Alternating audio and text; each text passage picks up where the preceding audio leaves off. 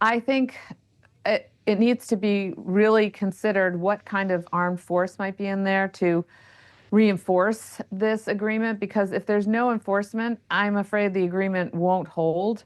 And there have been various proposals. Perhaps the IDF could go in there. It would, of course, require the United Nations to agree to that, which is a difficult proposition right now, given the perspective that a lot of the United Nations members have on Israel and the Israeli Defense Forces, how they have been fighting in Gaza.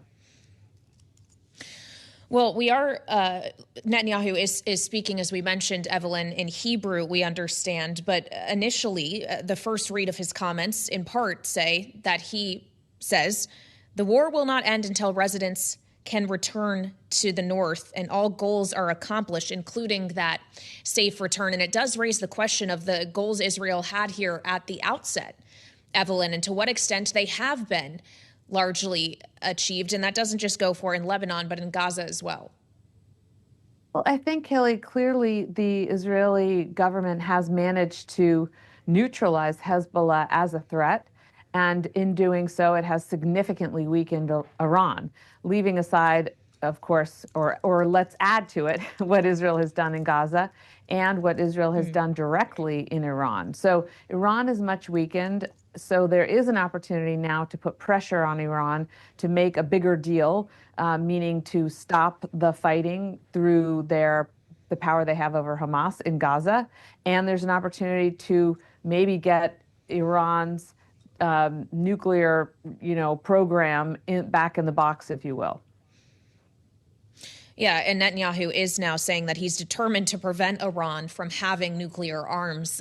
So we're talking about the same thing here, Evelyn. And I do wonder the role you think Iran has in the knowledge that it is going to take Iranian blessing, you would think, or at least allowance of its proxy, Hezbollah, to agree to a deal like this with Israel if one is to be reached. I wonder what it signals to you, knowing that their proxies have been weakened, if Iran is going to sanction this. Yeah, I mean, I think Iran probably doesn't have a choice. Hezbollah is significantly weakened. They probably want a break, if you will, a break from the fighting. My guess is that Hezbollah would probably be itching or would be willing to conduct more attacks against Israel in the future. That's why I think there needs to be some kind of mechanism for enforcement.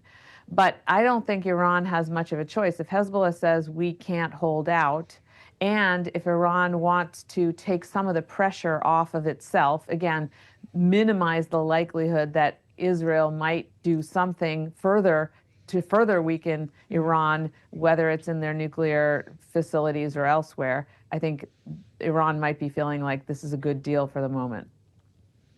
Well, and Iran also knows, as does Israel and Netanyahu, as do the Iranian proxies, that 55 days from now, there will be a different U.S. administration in place. Donald Trump will be the president and commander in chief. And I wonder the extent to which, Evelyn, you think that is factoring in to the timing of this, as it's been months of pushing for a deal like this one. And now 3 weeks after the election, it does seem like it could come to fruition. Yeah, I think Iran is definitely concerned about what will happen under a U.S. government led by President Trump. We know from media accounts that Iran tried to assassinate him, so they clearly didn't want him to be our next president. They are worried about this because Donald Trump has taken a hard line against Iran. So I would think that they're eager to have this deal.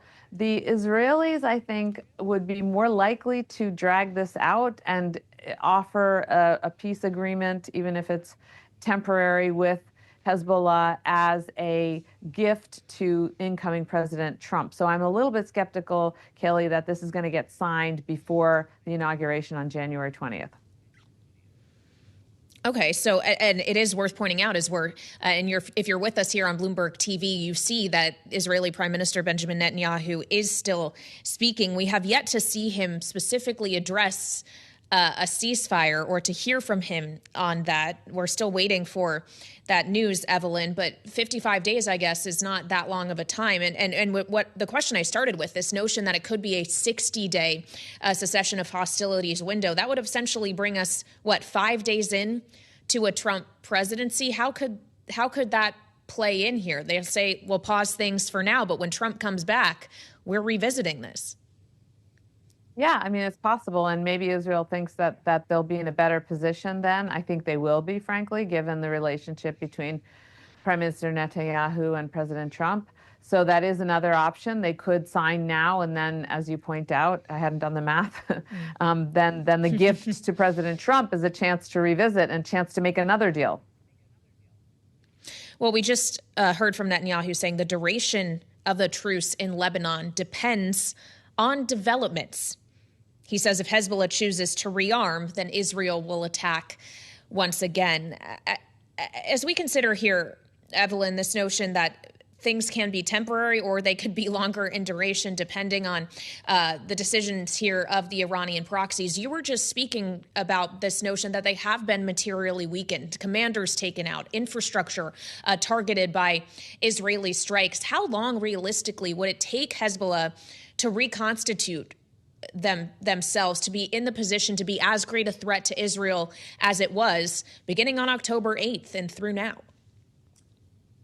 It's hard for me to say. That's really kind of a military question. Clearly, they lost a lot of manpower. The people whose hands were blown off, they are not likely to be fighters, so they need to be replaced. They need to replace their weaponry because, of course, we know Israel has taken out large stockpiles, all the places where Hezbollah had kept their weapons.